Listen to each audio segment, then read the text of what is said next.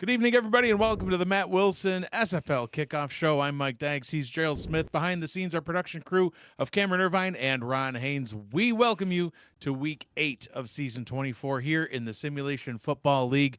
Gerald, how you doing tonight, man? Doing good. Kind of a long week. We had a little bit of a break right there. Took a little trip right in the middle of the week and did something a little bit different, but the midweek same. UFL action. Yeah, it was fun. It was good times. It was fun. But look, we're week 8 now, so we're starting to get SFL. we're getting into the thick of it with as the playoff kind of starts to take shape. That was beautiful. It is going to be the Man Band's next single that we release, but it's not. You previewed it too soon. Yeah, I guess. I don't know. But we are going to get into the thick of it as we get into Week 8. But first, let's recap Week 7. Half of the games actually this last week, Gerald, were won by the away team, which broke a trend that we had been seeing. We saw a lot of weeks where we had a good amount of the home teams winning most of the games. This past week, we had 8 games played out, 4 won by the away teams, 4 won by the home teams. And as I recall, most of what you picked went the complete opposite from what happened. Terrible takes, but I'm not blaming myself. I made the right picks. The team's let me down. Is that what it was? Yeah, every single one of them that I lost. It's your fault. Thank you. Well, there you go. That's Week 7. All right, I guess we can move right on into. No, let's talk about some of those games. We started off last week with a Central Division battle, Minnesota on the road in Indy. Minnesota, is a team that been up and down throughout the season. Everybody's been kind of wondering, what's going on? Is this still the same Minnesota legend of the seasons past? And man, did they stick it to Indy, beating them 31-3 on the road in Indy's house? Yeah, and they proved it. It was complete domination. I feel like Indy couldn't get out of their own way, and they have been what we've kind of come to know over the last few seasons. And Minnesota just reestablished what we thought they were coming into the season. Struggled early on, like you said, and now they're back to doing Minnesota things. Yeah, absolutely. Shout out to those of you that are in the chat. Chat's quiet so far, Gerald, but we've got Mark Lopez and we've got Robert Brady Jr. in the house. If you're here, let us know. Another game that happened last week that both of us got wrong, Gerald. Arizona at Carolina. We were both thinking that maybe Arizona was going to get back into it. They currently have a losing record at 2-3. Yeah, look, it's pretty uncommon for an Eddie Gage team, especially in recent memory, because look, I don't know if I'm breaking his will. I wish I would have done it when I was actually still coaching. You're just trying to keep played them relevant. Arizona every week, just break them down slowly. But look, they didn't show up as we expected they did, but Carolina showed up, and now Carolina 5-2. 5-2, yeah, 5-2 Skyhawks sitting out front in the East Division and looking really good so far. Another team looking really good, Vancouver. They hosted the at that point undefeated Washington Trident and stuck it to them 40-23. I mean, that was an absolute blowout. But there were no shutouts this week. Another thing that kind of broke a trend. We've been seeing a lot of blowouts or a lot of shutouts this season, and there was not one. There were some that were close. The 31-3 Minnesota win over Indianapolis, and there was another 23-3 win Albuquerque over Bossier City. A couple more blowouts. How about Chicago winning back-to-back weeks? I know you picked against them, but 41-14 over OKC. Look, and they're put up. No, but look, I gotta say, look, they're beating bad teams, right? Like my bad team can beat another bad team too. So, and I don't even have one. My team can beat some of these bad teams. I don't even have one. And there was some really great games too, specifically Fort Worth at DC. Back and forth game. Monday Night Spectacular, I'm still jealous because it has been nothing short of spectacular.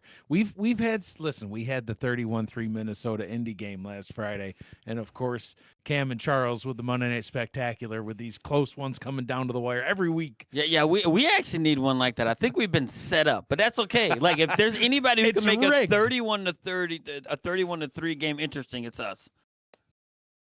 Yeah, come for the football, stay for the nonsense. There you go. John Lakeman. All right, so let's get into the Week 8 schedule. We've got plenty of games. Last week was a little bit of a quieter week. Next week will be a little bit quieter week, too, in the SFL. And not this weekend. We've got 4 games tonight. We've got 4 games Saturday. We've got 4 games Sunday. No Monday Night Spectacular. They've had so much spectacular action that they needed a break. So we've got let's go through the schedule. We've got, actually 3 games. I can't count.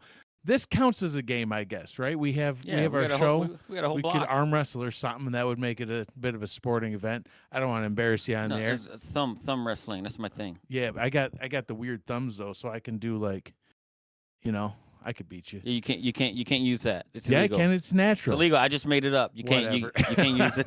Oh, making up rules halfway through, I see. Yes. Anyway, so let's start things off with our game that we've got here Friday night. We've got Los Angeles at Sin City. Listen, I'm hoping for a good game. 2-4 Los Angeles. They've just struggled so far this season. Sin City at 3-3. They struggled at the beginning. They've turned it on as of late. They're at home.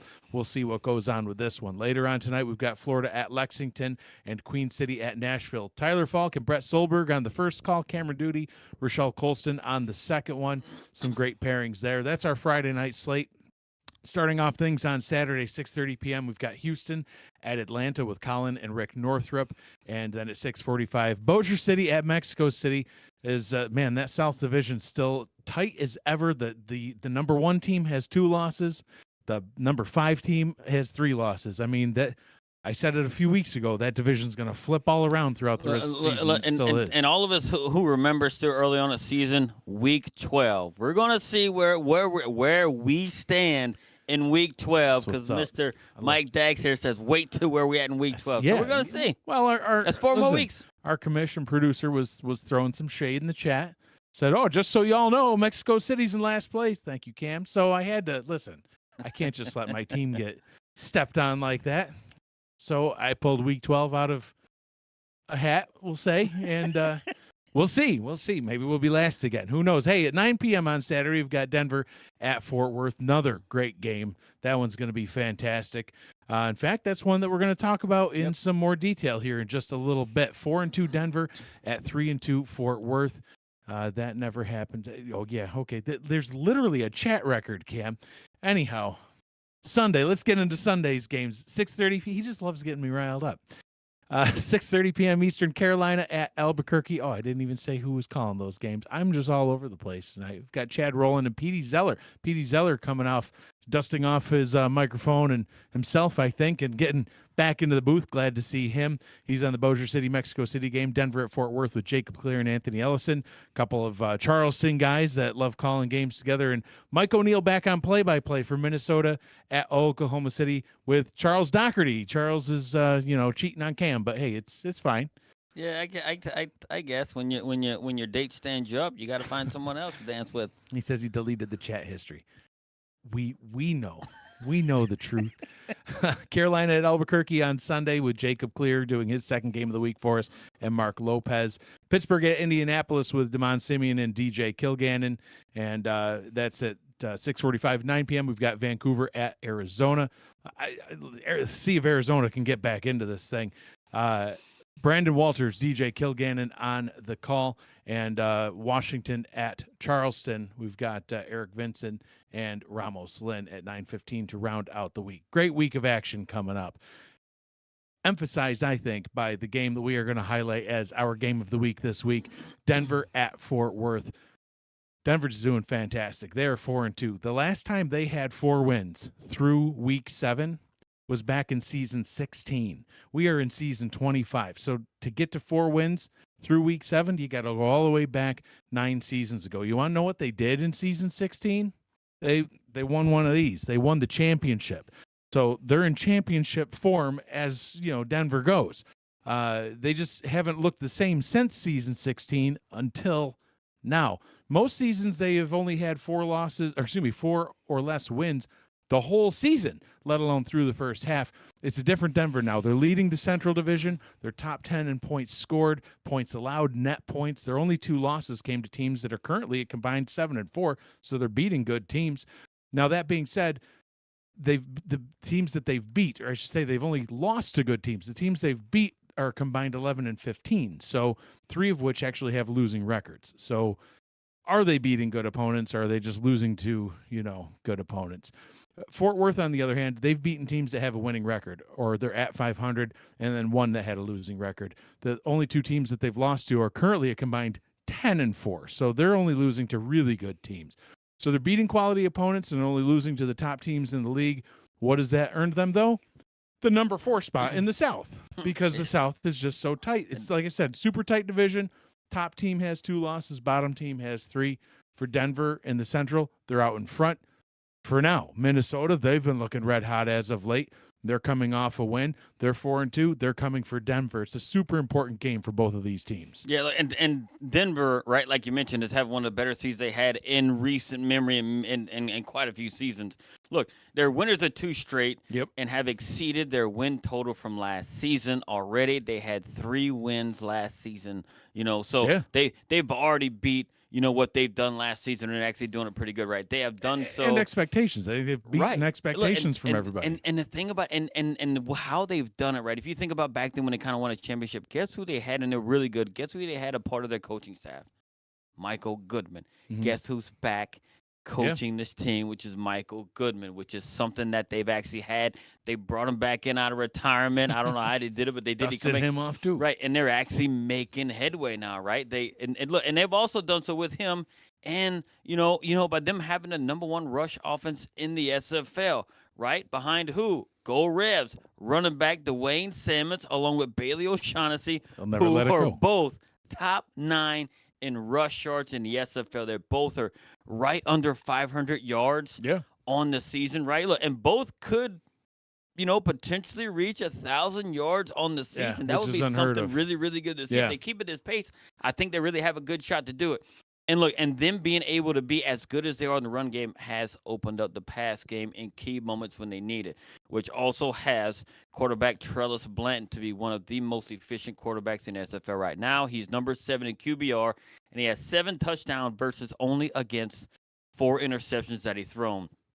They have a ball control type offense right now. They're number 1 in time of possession, which tells me that they're running the ball a lot and they're picking up, right? Everything, they get third downs and they're able to pick it up, keep themselves in a manageable type situations. And they also have only turned the ball over 5 times this season, which is the fewest in the SFL, and their offense is playing pretty good right now. Yeah, arguably on offense, a solid run game and not turning the ball over are probably 2, if not the 2 most important pieces. They are 2 of the most important pieces. You obviously need a solid pass game too, but to your point, that run game really helps set up the pass for them, and it helps out Trellis Blanton. You know what else helps out the offense is the defense if they're playing well. And not only are they playing well, they might arguably even be better of the 2 units. Yeah, look, they are top 6 in every defensive category. Number 3 in points allowed, number 6 in pass defense, number 2 in rush defense, number 5 in total defense, and number 6 in takeaways. Playing at an extremely high level right now. They have had the talent on both sides of the ball for, I think a little bit of, a while now, right? They actually got one of our guys there on defense. They got Chuck Diesel. They got Tank Bennett back there who was also helping that defense, helped solidify the defense as well. So, look, and now they seemingly have found that formula with the coaching that they have in place to really utilize that talent and showcase what these guys can do on the field, given the right scheme and the formula. So, I mean, they're playing really well collectively as an entire team. They are playing really well as a team. Offense looks great, defense looks great. Fort Worth, on the other hand, just looks like a question mark sometimes. I don't know what to make of them. They were hard to game plan for because I didn't know which Toros were coming. In week 1, they just absolutely manhandled the Lycans, and then they didn't look good the next week. Then all of a sudden they play us. They beat us. It's I don't know what to make of them. And it's a crazy thing. Like whenever we played them in Louisiana, like we've never beat them, right? So we could never beat them, but other people could. And I don't know how they did it because I don't know. It's such a mixed bag with them. Yeah.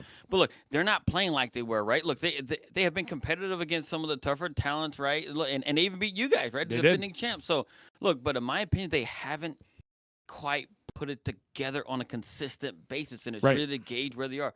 And that consistency is key. You need it to win. And the offense is and they're number 16th in third down efficiency, which is not very good. It's below the league average in what they're converting. The passing game hasn't been great. But they have the 8th best rushing attack with running backs Jet Zero and Jay-Z Bacon, and are putting up 25 points a game. But part of that 25, because of the way, the SFL kind of calculate these things, is 5th best, but 5 of those touchdowns that they did come from the defensive side, right? Right, especially in week 1. So they had a bunch. It kind of skews it a bit, but they get the credit for those points scored, and it is what it is. And they also had the 2nd fewest turnovers in the SFL, right behind Denver. but I just feel like there is something missing on the offense, right? That could take them to the next level. I feel like sometimes they kind of struggle on the road. One of the best games they had was against you guys on the road. Yeah. Otherwise, they kind of struggle a bit. I just can't pinpoint exactly what it is. But if they can figure it out, I think they might start to elevate themselves, to the Toro teams we actually seen in the past. Yeah, the defense is something that needs to really kind of get things squared away, because that arguably could be where some of their bigger struggles are. Look, and they are well below, the averages and what they used to do on defense, from seasons past. Look, I'm not exactly sure why, but they have only 2 sacks Right. so far this season from their Just front crazy 7. with those defensive ends. That Right, and that's what I'm saying. Like they have Jeff I have Duffy, they nightmares have about J.D. Gahn, they have Duffy Luther and Gond. Right, and it's kind of crazy. Look, and last season they were among the league's best in sacking the quarterback. They I don't were. understand it. And they are allowing nearly 100 yards more per game to their opponents this season than they did last season. Yeah. Look, and I don't think it's due. I do think it's actually due to the lack of pressure on the quarterback, because they rank 23rd in pass defense, right? And you might think, right? And you might think, hey, look, they're the worst in the pass because people can't run on them. Right. That you would be wrong if you thought that. Why? Because they're allowing an average over 100 yards rushing to their opponents. Look, so they have some issues across the entire defense. Yeah. Look, and I do think that this is what has kept them from really winning games as well, right? Because when you're giving up 100 yards extra per game, right, and then and everything else, but what kept them at 3-3, in my opinion, has been the defensive touchdowns. They have turned some of the turnovers into touchdowns, which is where they lead the league. 5 touchdowns they got on the defensive side. So I do think that's where they're staying ahead of it all right now. But if that somehow drops off, they may drop off as well if they don't correct some of their issues. Yeah, it's going to be a great game Saturday night. I'm looking forward to that one. That's it's our pick for game of the week. Listen, I can't say too many bad things about Fort Worth right now, because Ramos and I are actually going to be meeting with Nacho and Hacker down in Fort Worth in about a week and a half, and they're taking us to the stockyards, the actual stockyards. I don't want them to poison my food, so go Fort Worth. Okay. Kidding. Yes, go Toros. Anyway, all right. So hey, that's the game of the week coming up Saturday night. Before we get any further into Week 8, though, let's highlight some of our key players from Week 7. Who was the offensive player spotlight? Who was the defensive player spotlight? I know I've picked several quarterbacks throughout the season. Last week, I picked tight end Paulie Truth to kind of change things up a little bit. I'm going to stick to that sort of trend this week, but I am going to go back to quarterbacks. The trend I'm sticking with, Chicago. Chicago winning 2 games in a row. And listen, they did it last week by getting Paulie Truth involved. Who got Paulie Truth involved? This week's offensive player spotlight, Chicago quarterback Ty Patak. Let's see that footage. His stats were just great throughout this game. 341 yards. He averaged 15 yards per pass, 4 touchdown passes. He also had a touchdown run. So 5 all-purpose touchdowns. Started off with just a short one, nice little swing route. Great for the back there to break that tackle and get it into the end zone. He had some good chunk plays too, a 19-yard pass over the middle here.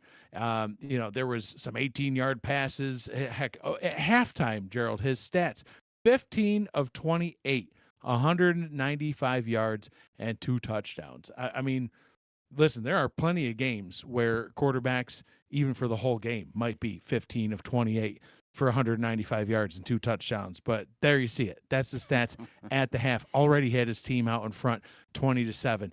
But wait, there's more. He comes right back out on the field here in the second half and just absolutely rips it. Gets passes over the middle, gets, I think that was a 19-yard gain. And then he's also able to do it on the ground as well. So he's getting some, touchdown passes. And the key thing, even Jordan Sipes starting to get involved in this a little bit for the Aztecs with some of these QB runs where he's able to just make plays with his legs, getting first downs, safely getting down to the ground so he doesn't lose possession of the football, getting into the end zone. All around, like that's how you lead your team to victory. That's how you get things done. Paulie Truth got the shout out last week, but it was on the arm of Ty Patak that got helped Pauly Truth those passes. And this week he spread the ball all around to all his players. 341 yards, 4 passing touchdowns, a rushing touchdown. Listen, he was 23 of 42. It's only 55% completion. Not the greatest of averages, but 23 passes for 341 yards and 4 touchdowns. I don't care if he threw the ball 23 out of 500 times. Like, those are good numbers. That's what you want your quarterback to do. Patak on the season, he's top 5 in completions and yards.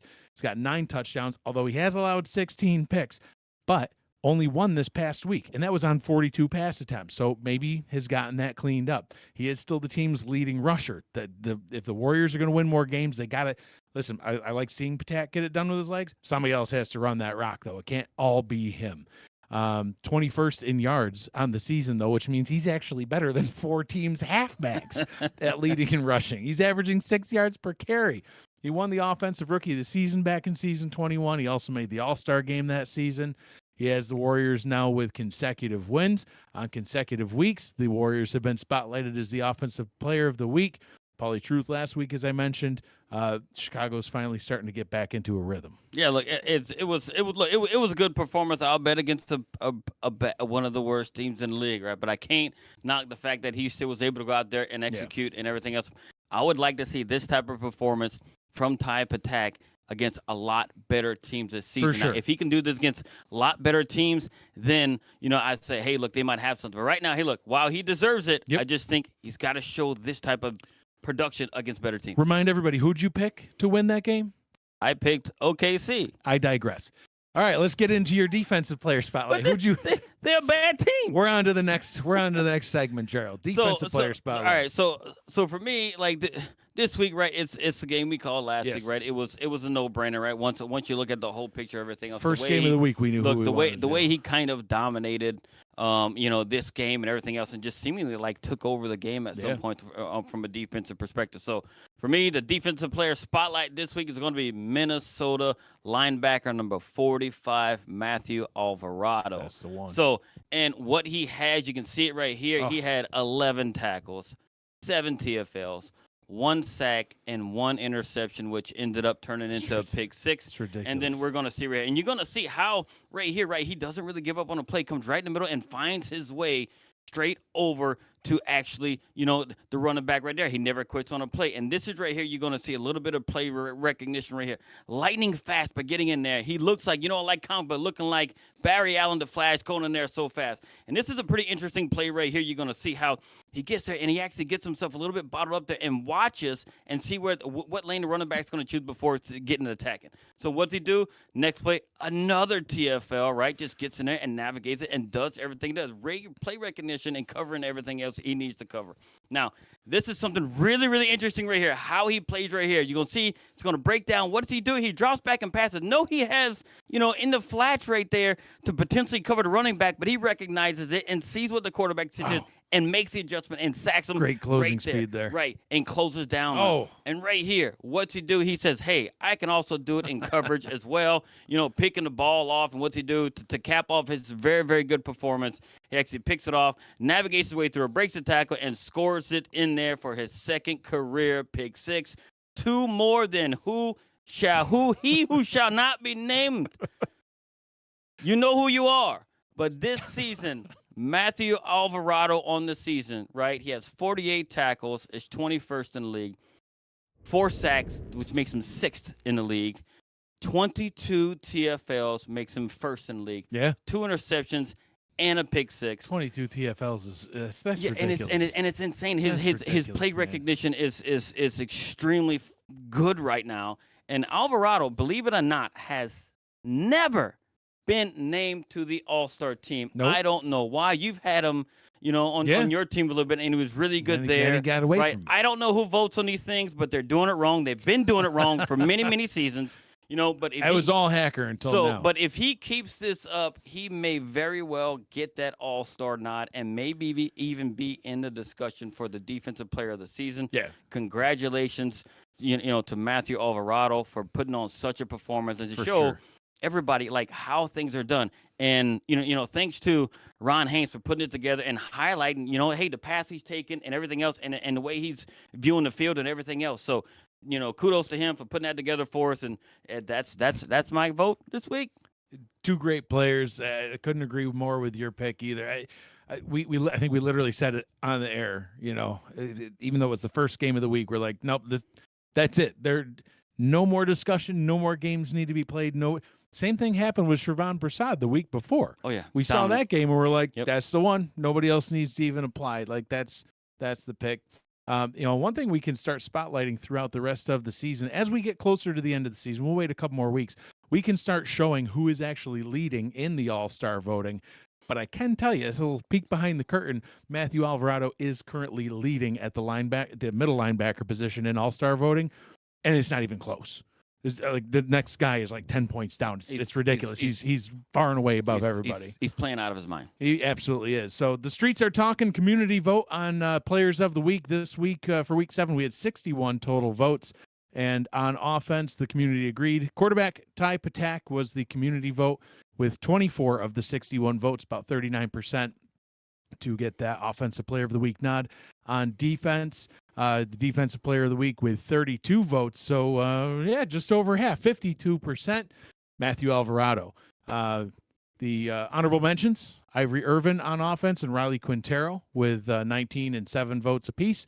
And Fort Worth's Tavius Gordon, Albuquerque's Chris Porter on defense with 15 and 6 votes each. Congratulations to everybody in the top 3, and, of course, Ty Patak and Matthew Alvarado.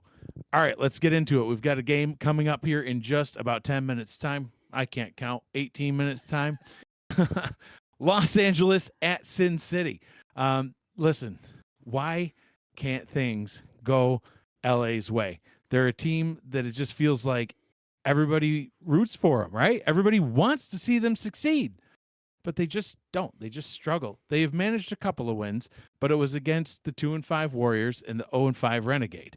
Although this past week they did come close to beating Baltimore. They put up a heck of a fight, and they only lost by 5 points.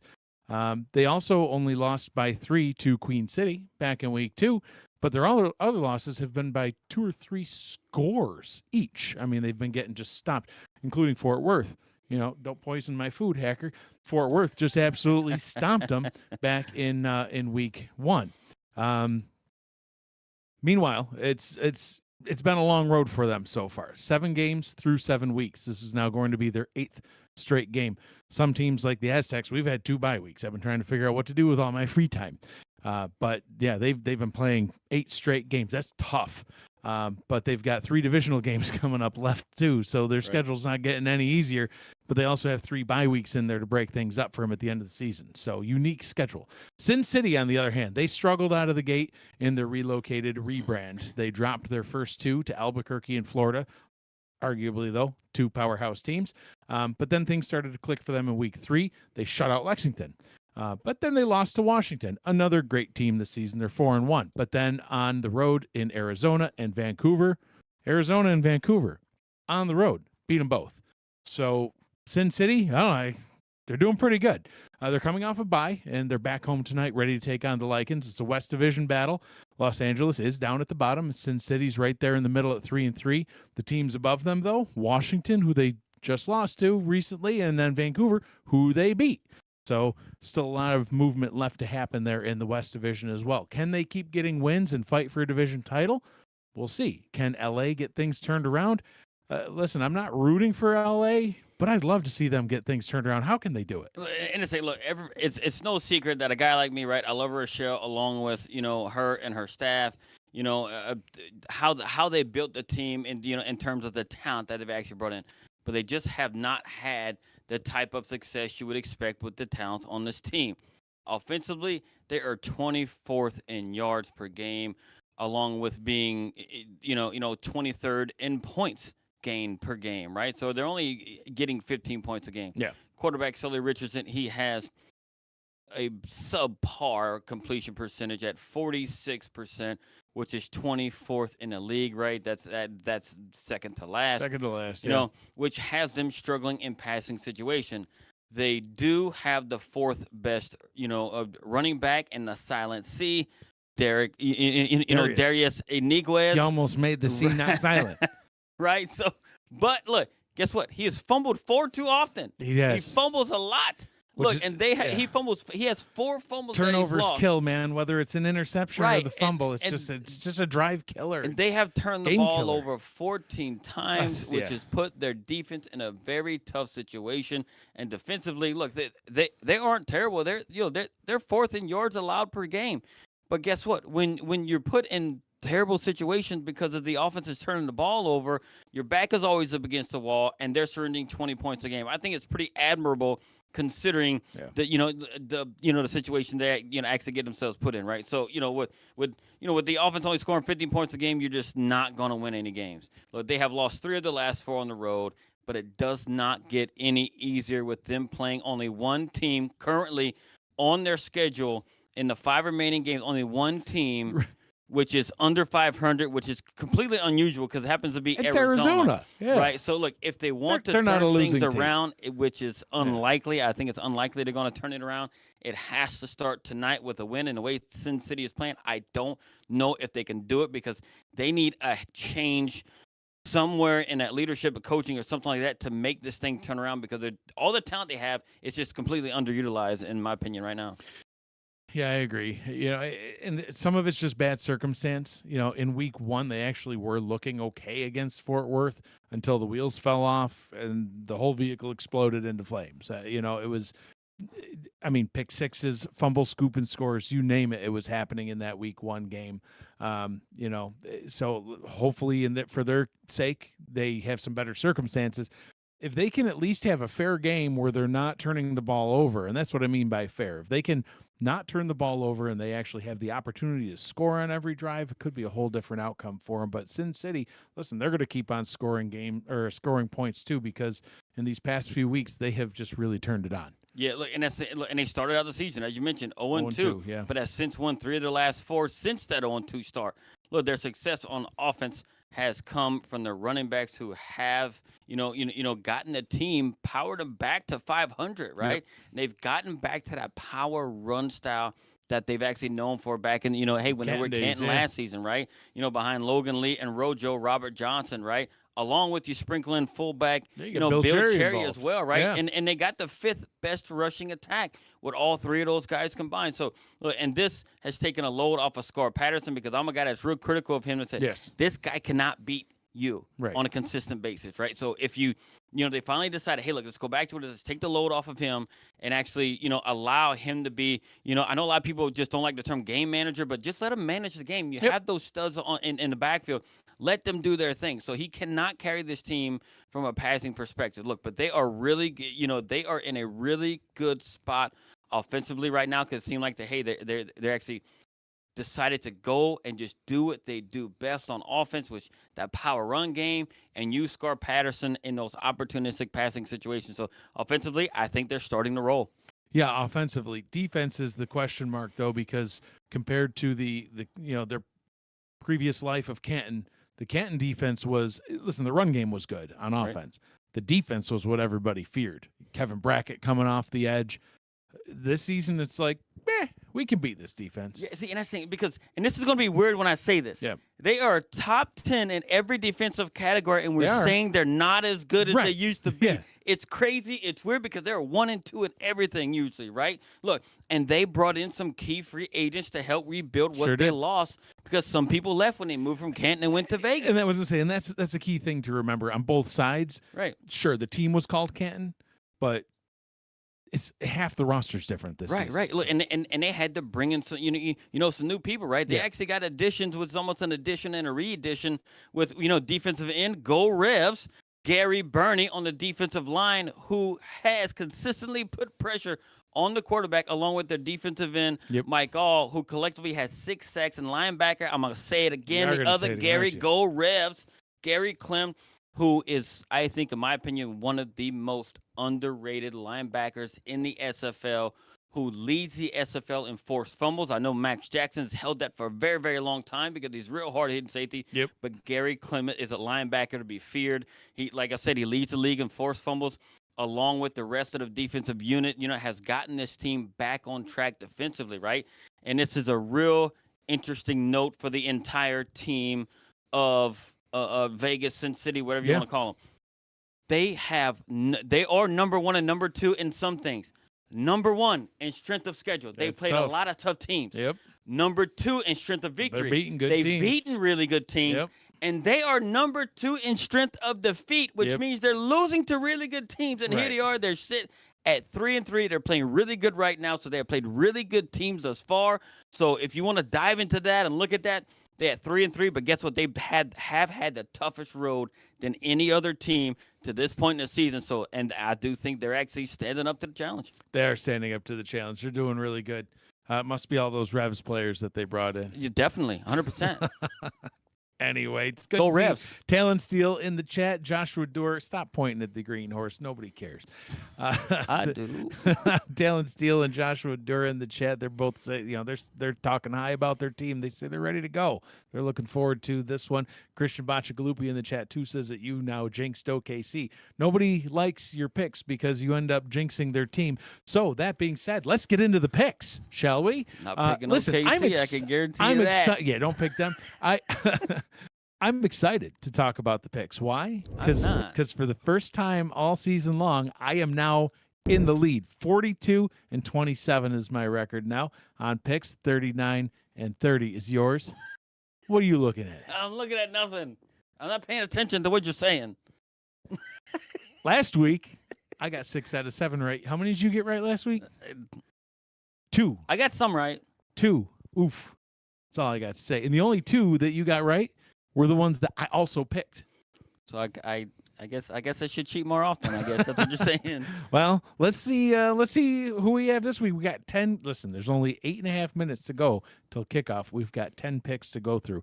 Let's get them started. Florida at Lexington. So I have to look. This is I've lost a lot of confidence in Florida the way they played the last couple weeks. They've been out, without their Hall of Famer and former MVP quarterback and Ron Cochran, and they just have not looked like the Florida team I'm used to, right? And Lexington is playing at home. Yep. Right? So Lexington plays better at home than they do on the road, and I don't think Florida's going to come in and change that. I think Lexington beats Florida. You can call it upset or whatever you will, but I think lately the way Florida's been playing, I just don't think they have what it takes to beat Lexington. I agree, but I think Florida's going to get things turned around. I think, turned around. I mean, they're still winning games. And Ron Cochran, believe he's back now. So I don't think it matters at this point. We'll see. I'm going with Florida.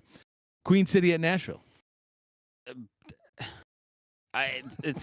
See, this is so tough for me, right? Because I'm like, Nashville let me down before. I thought they were going to win it, right? And they are winless at this point, right? Yeah. So, but I gotta go at Queen City on the road. I know Nashville. I spoke about before. They do have a pretty good defense, but they just look so out of sorts on offense that I can't get behind them right now. And I just don't know if they have it. Even though they are playing at home, it seems like when we derailed them last season by the Revs beating them and calling it out, it just demoralized them, and they have not been the same team since. I don't know why. It sure is. Go green and blue. But guess what? Queen City's going to go into Nashville, and they're actually going to win it. I do believe it. It's going to be a close game, though. We'll see. I'm going to go with Nashville. I think that has got to go. I think they finally are going to get their first win. And this is coming from a guy who wants to pick Buffalo every chance I can. And I don't think I've picked them since week 2. Sorry, Corsairs. But Nashville, I think they finally get their first win. Houston at Atlanta. Atlanta just looks way out of sorts. They've been out of sorts for a little while now. I just don't think they have it. I know they are at home. They're in the Hive. But Houston's going to go in there and headhunt. Go Blake be crazy, and I think Dara Sims got what it takes on offense to do his thing. Yeah, the Lake Man's at the helm. Need I say more? Houston is going to get the win. Bossier City at Mexico City. Every time I start to think there's a legit team in Louisiana, Bossier City just craps the bed, and then they make me change my mind. They shut out a team 2 weeks ago. Did you saw what happened last week? Yeah. All right, so Mexico 3. City is going to win it at home because Bossier City has struggled on the road. So, and that's a big reason why. And the defending champs welcoming someone like Bossier City who has struggled on the road this season, I don't think they got it. Frank Doom's excited that you picked Mexico City because he thinks that you've now jinxed Mexico City. The only time you picked against us, we lost. So I think it's an opposite jinx when it comes to the Aztecs. All right, who am I going to pick? Well, I did declare once that the only way I would ever pick against the Aztecs is if I was selling the team and quitting. The team is not for sale yet this week, so nor will it ever be. Mexico City, I think, will get the win. Denver at Fort Worth. Right. Look, and I know I talked up Denver really, really good right here when we were breaking down this game. You did. Look, and I do think they have the necessary tools, especially the way they changed over. But guess what? Fort Worth is a different team at home. They are a different team. They are very different team at home, Stockyards, and they for play sure. with a certain like fire and physicalness that can be overwhelming and overbearing for their opponents. And I think Denver going to the Stockyards is going to be tough for them to win. And I think Fort Worth takes it. This is a scary pick for me because you just want them to lose. Well, there is why that. You're doing it. But I'm afraid of getting my food poisoned. But Denver has been playing really good. Poison that food.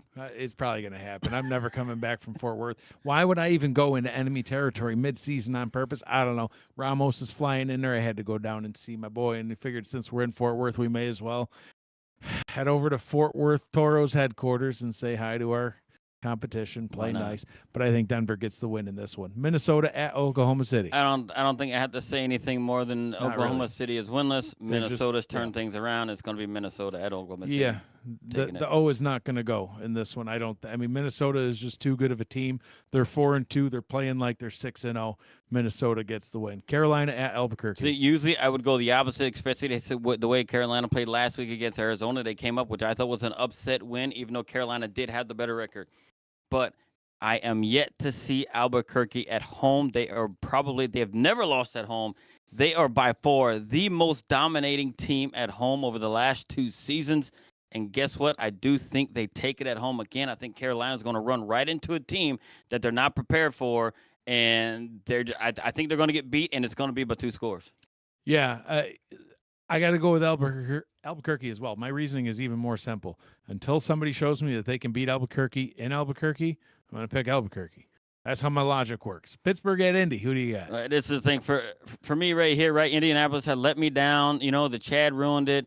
And then, whoever took it over now in the leadership there, they ruined it for me too. But everybody knows that I call Pittsburgh Louisiana North. I know we struggle at times, but Pittsburgh's going to go into Pittsburgh's going to go into My guy's got nothing to do with the team. We struggle.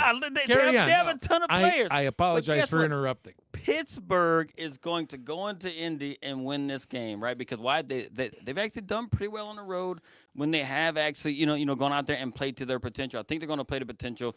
I don't think the talent and back in coaching in Indianapolis is enough. I think Pittsburgh has a little bit of more talent and a little bit better coaching, and they're going to win it.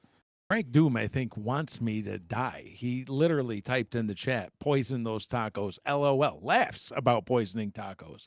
He's just mad that he bounced off Jordan Sipe and he stiff-armed you into the grass. Anyway, we'll move on. Wait, I got to make my pick. Pittsburgh at Indy. I'm going to go with Indy. Why? Because you didn't.